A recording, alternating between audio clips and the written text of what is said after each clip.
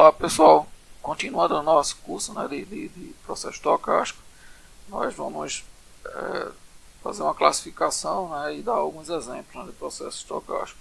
Na última aula, né, nós vimos a noção, né, de processo estocástico, né, fizemos uma definição formal e definimos o que é uma função amostra, que nada mais é do que a realização, né, de um processo estocástico. A diferença aqui é que, em relação à variável aleatória, que a variável aleatória tem um valor e, no caso do processo estocástico, né, nós trabalhamos com sinais. Na aula de hoje, né, nós vamos ver a classificação, né, de acordo com esses sinais e vamos dar alguns exemplos, né, de processo estocástico. Bem, no nosso momento de reflexão, né, temos uma frase do fabulista francês Jean de La Fontaine, né? Nós com certeza sabemos, né, algumas dessas fábulas, né, já ouvimos falar. E com o esquilozinho aqui é porque nessas fábulas, né, sempre havia os animais falavam, né? Então, coloquei essa foto aí. Mas ele disse o seguinte: né, nesta vida, né, a familiaridade domestica tudo, pois o que pode ser terrível ou bizarro, quando o nosso olhar tem um tempo, né, para se acostumar, torna-se comum. Aí eu vejo isso por causa de alguns alunos, né, que eu tive, né, que tinham um verdadeiro, achavam um processo estocástico, né, um terror, né, até bizarro mesmo, né, certo? Mas se a gente tem um tempo, né, para se acostumar, né, com essa disciplina, ela vai se tornar comum. Todo mundo consegue aprender. Hein? Bem, a nossa classificação, a primeira classificação é quanto ao tempo, né? A gente vai chamar de I, né, o conjunto de índices, né, no qual o processo está definido. Né? E se I for um conjunto contável, né, então a gente diz que o processo é discreto, né, no tempo, ou seja, ele só tem valores, né, para alguns tempos. Né? Então normalmente, né, a gente muda um pouco a notação, né?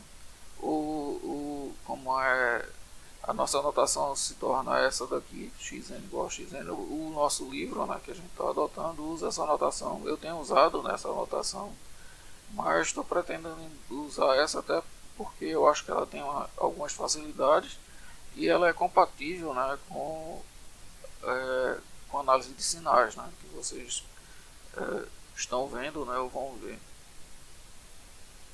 Então a gente muda um pouco a notação. Bem, e se, como é esse conjunto, né, de índices for contínuo, né, a gente diz que o processo é contínuo, né, no tempo, e a notação é como se fosse uma função. Né? Lembrando que é um abuso, né, de notação, isso na realidade é um conjunto, né, de funções aleatórias. Mas a gente também pode classificar quanto aos valores, né, das variáveis aleatórias que compõem, né, o nosso processo.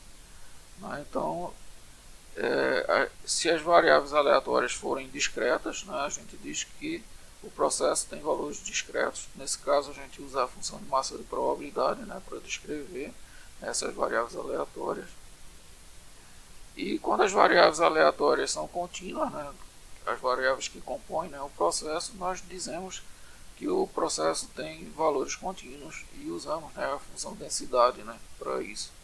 Então a gente tem um processo pode ser discreto no tempo com valores discretos e valores contínuos, ou pode ser contínuo, né, no tempo com valores discretos e valores contínuos. Né?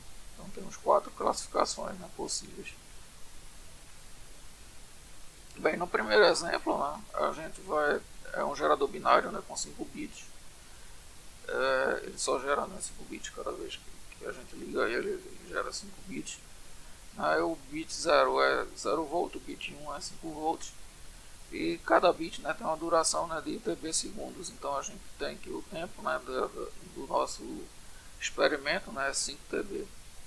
E a gente tem 32, né, formas de onda, né, 2 elevado a 5 possíveis. Então aqui é o nosso sinal, né, 3 funções amostra, né? Então a primeira função amostra, né, 0, 1, 1, 0, 1 e 1, 1, 0, 0, 1, 0, 1, 0, 1, 1, né, seriam os sinais, né, como é na terceira função amostra, né, no terceiro experimento. Veja que se a gente como é fixar um tempo aqui, né, T1, né, a gente tem como essa variável aleatória, né, x de T1, ela tem os seguintes valores possíveis, né, ou 5 volts ou 0 volt. Nesse caso aqui, né, nessa função amostra seria 0 volt, né, para esse tempo T1, para esse tempo T1 aqui seria 0 volt, para esse tempo T1 aqui seria 5 volts. Então isso quer dizer o seguinte, né, os valores, né, desse experimento são valores discretos, né, e eu para caracterizar, né, probabilisticamente essa variável aleatória eu preciso de se x de T1 é 5 volts, né, qual a probabilidade disso e qual a probabilidade dele ser 0 volts. Né? Então o processo é contínuo, né, no tempo, certo? De 0 a 5 TB, mas com valores discretos. Né? Ou seja, eu preciso de uma função de massa, né, de probabilidade, né, para descrever, né, esse processo. Bem, aqui temos uma fonte também binária, né, x de t, como a gente analisou antes, só que esse sinal é transmitido e é adicionado um ruído gaussiano, né, para esse sinal, certo? Então a gente tem na saída do meio de transmissão, né, temos y de t. No destino, né, normalmente, né, a gente quer tentar estimar, né, x de t a partir, né, do sinal com ruído. Então aqui é o nosso x de t, né, que é contínuo num tempo com valores discretos. E aqui, né, quando a gente adiciona, né, o ruído, ele continua sendo contínuo, né, no tempo, mas ele pode assumir qualquer valor, né, nos reais, né, agora por causa do ruído. Aí esse fato, né, torna que esse sinal que era discreto, né, com valores discretos no tempo, agora ele tem valores contínuos no tempo e eu preciso, né, para cada variável aleatória aqui, uma função densidade, né, para descrevê-los. Então, isso é o que a gente acabou de dizer. Né? Então, x de t é contínuo no tempo com valores discretos e y de t é contínuo no tempo, né, com valores contínuos. Bem, temos um outro exemplo, né, que seria um eletrocardiograma, que são fotografias, né, do coração humano. E existe uma grande quantidade de ruído, né, nessas fotografias. Mesmo que não tivesse ruído, né, esse sinal ainda seria aleatório, até de pessoa para pessoa muda, né, e da mesma pessoa, se você fizer num horário e em outro horário, né, deve mudar também. De forma que o sinal gerado, né, é um sinal aleatório. Né, é um sinal aleatório, então como é que o médico sabe, né, que o seu como é eletro deu ok?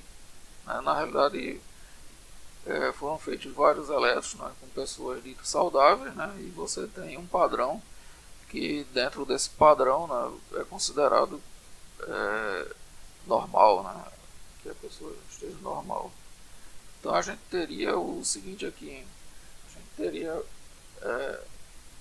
então, uma fotografia, né, aqui seria o normal, né, aqui seria um acelerado, você poderia estar correndo, né.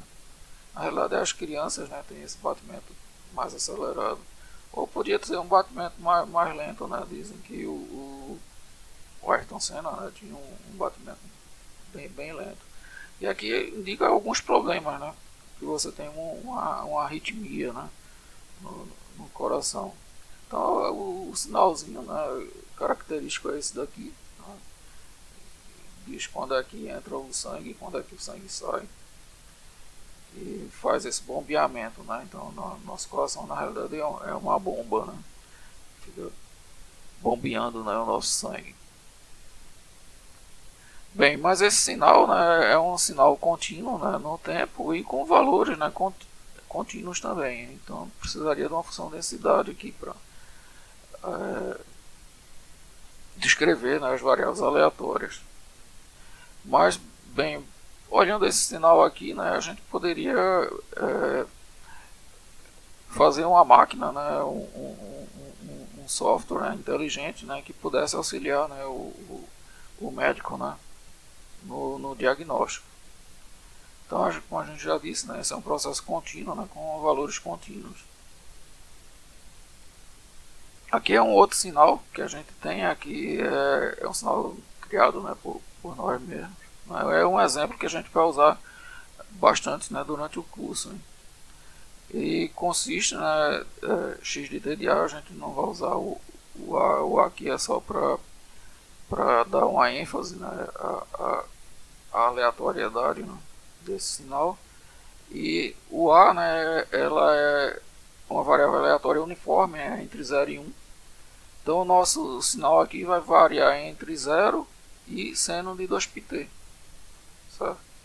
Com qualquer valor, né, entre 0 e 1, né, qualquer valor real. Né? Então a gente teria um sinal desse tipo aqui, né, para igual a 1. Né, se a gente sorteasse desse 1, né, teria isso. Se desse 0,6, né, teria isso. Se desse 0,2, né, teria isso. Então o nosso sinal, né, varia de 0 do 0, né, até o azulzinho, né, que é o A igual a 1, é o máximo, né, que a gente pode ter na nossa amplitude, né, da senoide. Veja que isso é um sinal contínuo, né, no tempo. E os valores, né? Veja que como A é uniformemente distribuído, né, nesse intervalo, né, de 0 a 1, então se a gente colocasse todas as funções amostras, né, isso aqui estaria fechadinho, né, seria completamente colorido, né, aqui, certo? Então, na realidade a gente vai precisar de uma função densidade, né, para descrever as variáveis aleatórias, né. Se a gente pegar um t1 aqui, né, um x de t1, nós temos que essa variável aleatória, né, ela vai de 0 a como seno, né, de 2πt1, e como quando é 0, né, quando A for 1, né, então ela está variando aqui dentro. Na realidade a gente vai ver que ela é uniforme, né, aqui dentro, só que a uniformidade, né, ela vai depende da senoide, né, depois ela se repete. E alguns pontos aqui, né, interessantes, né, que são determinísticos, né. Você vai ser sempre 0, né, essa senoide. Então esse processo, né, é um processo contínuo no tempo, né, com valores contínuos, certo? Então a gente vai usar bastante, né, esse exemplo. Bem, um exemplo atual, né, sobre a Covid, né, 19, né, no Brasil.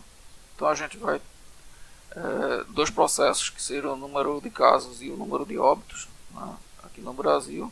Veja que é um processo, né, que ainda está ocorrendo, né, não acabou ainda. Hein? E os dados são diários, né, e o número de casos é um inteiro, né, evidentemente, porque é o número de óbitos ou o número de casos. Né.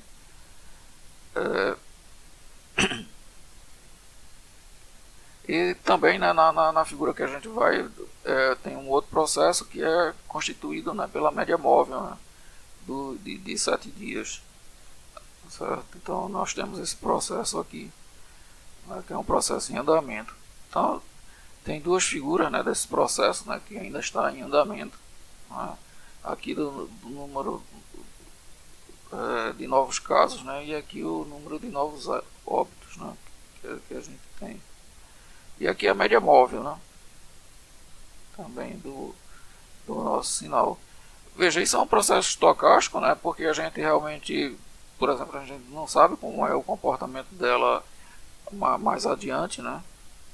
A gente pode esperar algumas coisas, mas não sabe. Por exemplo, quando existem aglomerações, pode ser que isso aqui aumente, né, isso aqui também aumente, né, por causa das aglomerações.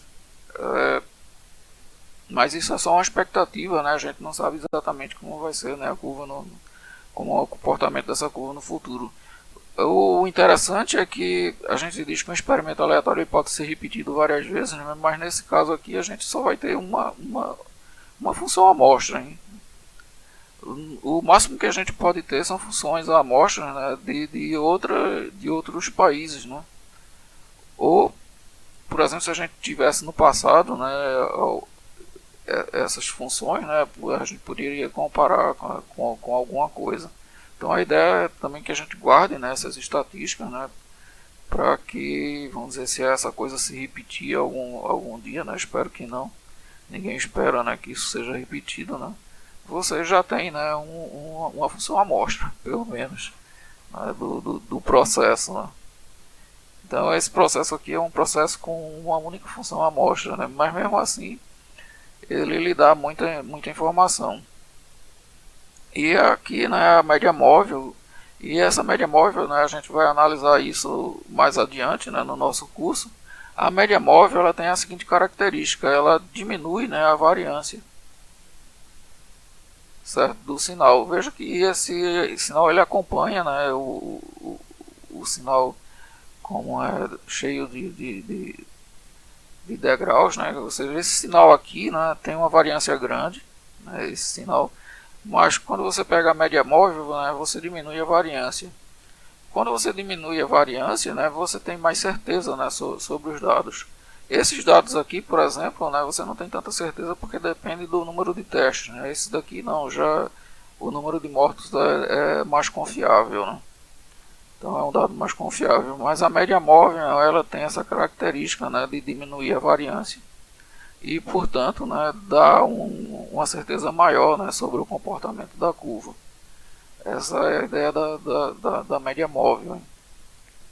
Bem, evidentemente que você pode também fazer prognósticos, e interessante é que a Universidade Federal de Pelotas, né, ela fez uma análise, né, da curva para a Coreia do Sul.